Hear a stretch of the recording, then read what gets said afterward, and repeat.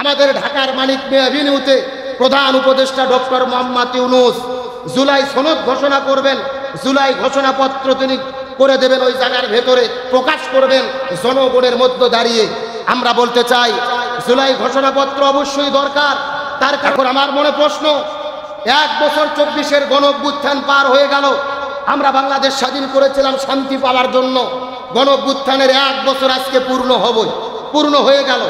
আগামীকালকে আমাদের ঢাকার মানিক মিয়া এভিনিউতে প্রধান উপদেষ্টা ডক্টর মোহাম্মদ ইউনূস জুলাই সনদ ঘোষণা করবেন, জুলাই ঘোষণাপত্র তিনি করে দেবেন, ওই জায়গার ভেতরে প্রকাশ করবেন জনগণের মধ্যে দাঁড়িয়ে। আমরা বলতে চাই জুলাই ঘোষণাপত্র অবশ্যই দরকার। তার কারণ যারা আন্দোলন করেছে এটা তাদের সার্টিফিকেট, যদি এটা না হয় পরবর্তীতে তাদের জঙ্গি বলে ফাঁসির দড়িতে ঝোলানো হবে। আমরা জুলাই সনদ চাই, তবে আমাদের কথা এটা শুধু মুখে মুখে ঘোষণা নয় আর রাজনৈতিক দলের সাইন নয়, এটা আইন তৈরি করে সংবিধানে লিপিবদ্ধ করতে হবে। তার কারণ এটা যদি সংবিধানে না থাকে, আগামীতে যেই দল ক্ষমতায় যাবে তারা যে এটাকে আইন করবে, এটার যে বৈধতা দেবে তার কোনো গ্যারান্টি আছে? জোরে বলেন, গ্যারান্টি আছে? আমরা হিসাব করতেছি 1 বছর পার হয়ে গেল, কি পাইলাম না। চাঁদাবাজি আগেও চলতো, এখনো চলে, বরং আমরা দেখতে পারতেছি কেউ চাঁদা না পাইয়ে ইটা দিয়ে পিটাইয়া মানুষ হত্যা করতেছে। ঠিক আছে, আসতে বলেন, জোরে বলেন। আগে চাঁদাবাজি চলতেছিল, এখন চলে না? মানুষ হত্যা চলে না? বাজার দখল, সেনজিস্তান দখল চলতেছে না? সব কিছু চলতেছে। এখন আমার প্রশ্ন, তাহলে আমরা কি পেলাম? তারপরও আমরা চেয়েছি 24-এর যেই নতুন স্বাধীনতা পেয়েছি, আমরা চেয়েছিলাম একটা সংস্কার। কোন সংস্কার? এমন একটা সংস্কার আমরা চেয়েছিলাম যাতে করে ভবিষ্যতে যারা ক্ষমতায় যাবে আর যেন এরা স্বৈরাচার ফ্যাসিস্ট হতে না পারে। বাংলাদেশে নতুন করে আর যেন কেউ হাসিনা হতে না। এই জন্য প্রয়োজন, প্রথম নম্বর প্রয়োজন, দেশ চলে সংবিধান দিয়ে। প্রথম নম্বর আমাদের চাওয়া ছিল ওই মুজিববাদী সংবিধানকে পরিবর্তন করতে হবে।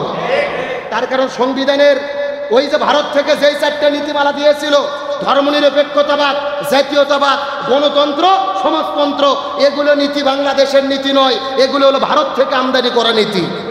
আর ওই ভারতের নীতির সংবিধান বাংলাদেশে থাকলে এই দেশে কখনো শান্তি আসবে? তাহলে প্রথম নম্বর কথা, মুজিববাদী সংবিধান পরিবর্তন করতে হবে। আর 2 নম্বর কথা হলো, অবশ্যই আমরা সুষ্ঠু সুন্দর নির্বাচন চাই, সংস্কার প্রয়োজন। কিছু বিষয় সব রাজনৈতিক দল একমত হয়েছে। কি একমত হয়েছে? একই ব্যক্তি 10 বছরের বেশি প্রধানমন্ত্রী থাকতে পারবে না। সংসদের উচ্চ কক্ষ হবে 100 আসন বিশিষ্ট, পিআর পদ্ধতিতে নির্বাচন হবে। যেমনিভাবে উচ্চ কক্ষ নিম্ন কক্ষকে আপনার এখান দ্বারা পরিচালনা করতে পারে, স্বৈরাচার না হয়, এগুলো ভালো দিক। তবে আমরা বলতে চাই শুধুমাত্র নির্বাচনের জন্য এই 2000 ছাত্র জীবন দেয়নি। আমাদের প্রিয় ভাই আবু সাইদ বন্দুকের গুলির কাছে বুক পাঠিয়ে দিয়ে রংপুরে চিৎকার করে বলেছিলেন, আমার মনে দারুণ ঝড়, বুক পেতেছি, গুলি কর। আমাদের প্রিয় ভাই মুগ্ধ পানি নিয়ে চিৎকার করে বলেছিল, পানি লাগবে ভাই, পানি। অসীমেরা জীবন দিয়েছে, 2000 ছাত্র জীবন দিয়েছিল, শুধুমাত্র যেন তেন ক্ষমতা পরিবর্তনের জন্য নয়। যতদিন পর্যন্ত সংস্কার না হবে, এই গণহত্যার মহানায়িকা ডাইনি হাসিনার বিচার না হবে, ততদিন পর্যন্ত জনগণ নির্বাচন দেখতে চায় না। ভুল বুঝবেন না। আমার বয়স 34 বছর, আল্লাহর রহমতে জীবনে একবারও ভোট দিতে পারিনি। জোরে কোন সুবহানাল্লাহ। কি জোরে কোন নাউজুবিল্লাহ। আমি জীবনে একবারও ভোট দিতে পারিনি, আমি যাওয়ার আগে ভোট দেওয়া শেষ। তাহলে অবশ্যই আমরা ভোট দিতে চাই, তবে ভোটের আগে আমরা খুনিদের বিচার চাই কি চাই না? হয় নাই, কেবল 60% হলো, এখনো 40% বাকি আছে। সবাই একটু গলা কাকার দাম তো দেখে। লিল্লাহে তাকবীর। আসেন, আলোচনার বিষয় শহীদ কারা, ইসলামী শরীয়তের দৃষ্টিতে শহীদের গুরুত্ব মর্যাদা কি। প্রথম নম্বর প্রশ্ন, শহীদ কারা? শহীদ শব্দের অর্থ হলেন সাক্ষ্য দান, সাক্ষ্য প্রদান করা। একটু কথা বলতে হবে, শহীদ শব্দের অর্থ কি? সাক্ষ্য দান। এখন মনে প্রশ্ন আসতে পারে যে যারা শহীদ হয় এরা কি সাক্ষ্য দেয়, কি সাক্ষ্য প্রদান করে? শহীদ শব্দের প্রথম নম্বর অর্থ সাক্ষ্য প্রদান করা। 2 নম্বর অর্থ হলেন উৎসর্গ করা, অর্থাৎ নিজের জীবনকে ইসলামের জন্য বিলিয়ে দেওয়া, উৎসর্গ করে দেওয়া। অর্থাৎ এই দুনিয়ার ভেতরে সব কিছু মায়া মহব্বতকে বিসর্জন দিয়ে নিজের জীবনকে উৎসর্গ করে দেওয়া, এটা হলেন শহীদের 2 নম্বর অর্থ। তাহলে আমরা জানতে পারলাম শহীদের প্রধানত অর্থ কয়টা? 2টা। একটু কথা বলতে হবে। শহীদের প্রধানত অর্থ কয়টা? 1 নম্বর হলো সাক্ষ্য দেওয়া, আর 2 নম্বর হলো আত্ম উৎসর্গ করা, জীবন উৎসর্গ করা। সবাই কথা বলেন, শহীদের অর্থ কয়টা? 1 নম্বর কি?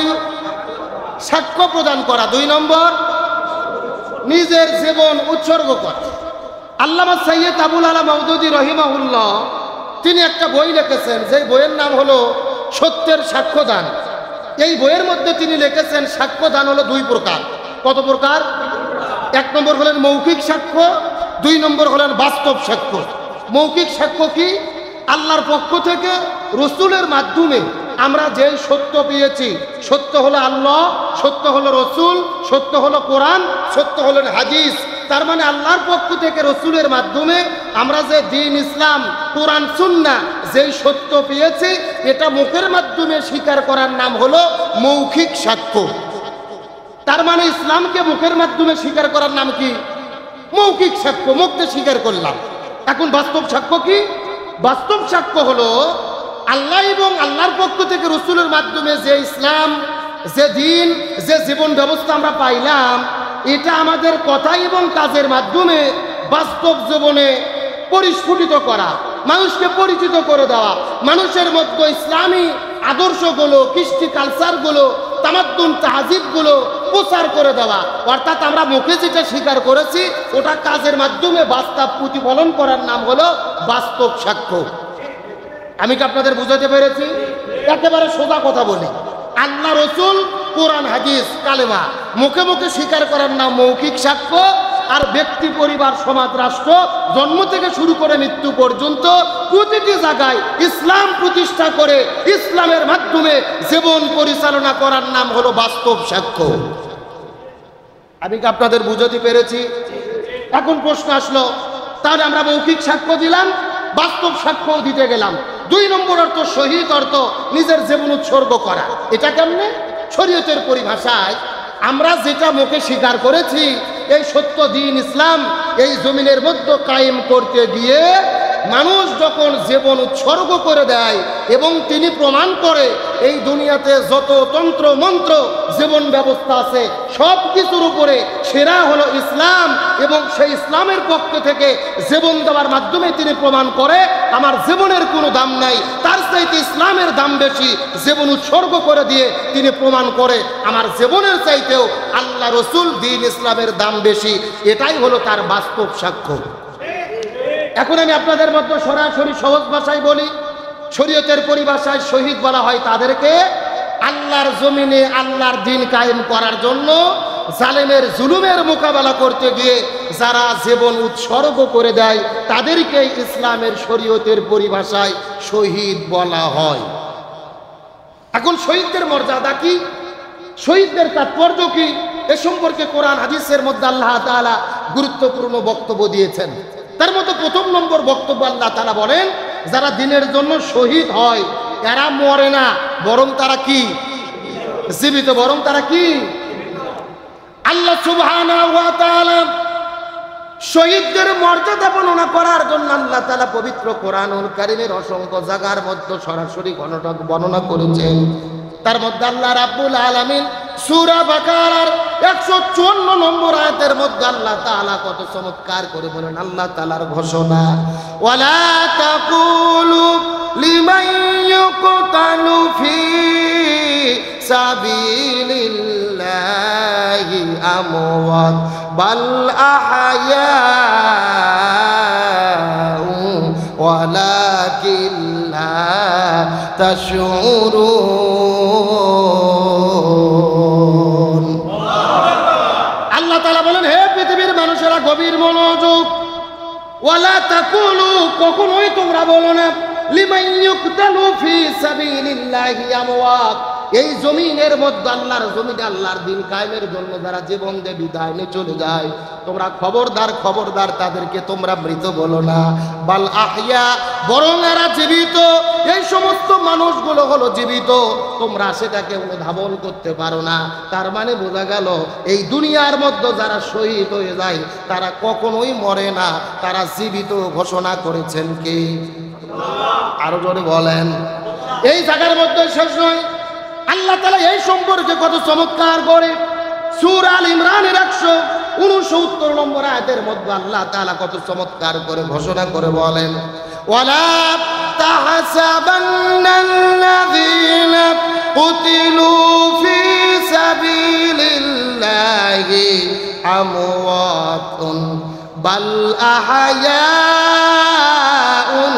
ইনদা রাব্বিহিম ইউরজাকুন।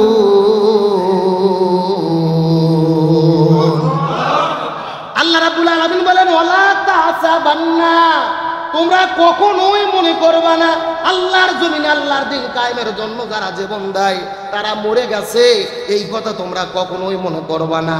বাল আহইয়াউ, বরং এই মানুষগুলো হলো জীবিত ইনদা রাব্বিহিম, আল্লাহর কাছে। আর আল্লাহ তাআলা বলেন ইউরজাকুন, এই মানুষগুলোকে হাদিস শরীফের মধ্যে রাসূল বলেন এই দুনিয়ার মধ্যে যারা শাহাদাত বরণ করেন আল্লাহ তাআলা জান্নাতের মধ্যে তাদেরকে সবুজ পাখি করে রাখে, আর এই মানুষগুলো ওই জান্নাতের মধ্যে সবুজ পাখি হয়ে থাকে, আর আল্লাহ তাআলা জান্নাতের ভেতরে তাদেরকে রিজিক প্রদান করে থাকে। জোরে বলেন না সুবহানাল্লাহ। এক নম্বর শুনলাম যে যারা শহীদ হয় এরা মরে না, আবার 2 নম্বর আল্লাহ বলছে শুধু মরে না তা না, এদেরকে আমি আল্লাহ তাআলা রিজিক প্রদান করে থাকি। মানে জীবিত মানুষও যেমন খায়, শাহাদাত বরণ করা ব্যক্তিগুলো তেমন খায়। জোরে বলেন সুবহানাল্লাহ। তাহলে চিৎকার করে বলেন শহীদদের মর্যাদা কম না বেশি? এখন আমাদের গ্রামে শহীদ মনিরুল ইসলাম মনির ভাই, তিনি বিদায় নিয়ে চলে গেছেন। তিনি যে শহীদ হয়েছেন এতে কোনো সন্দেহ আছে? তিনি কেন শহীদ হলেন? জালেমের জুলুমের মোকাবেলা করতে গেছেন। স্বৈরাচার হাসিনা বাংলাদেশে 16 বছর জোর দখল করে ক্ষমতায় বসেছিলেন, আলেমদের জেলে বন্দী করেছিলেন, নিরপরাধ মানুষদেরকে হত্যা করেছিলেন। শহীদ মনির প্রমাণ করেছে, আমি প্রয়োজনে জীবন দিয়ে প্রমাণ করলাম এই জালেমের জুলুমের মোকাবেলা আমাদের করতেই হবে। তাহলে বোঝা গেল সত্যের পক্ষে থেকে জালেমের জুলুমের মোকাবেলা করতেছে যারা জীবন দেয় এরাও শহীদ। সুবহানাল্লাহ বলেন।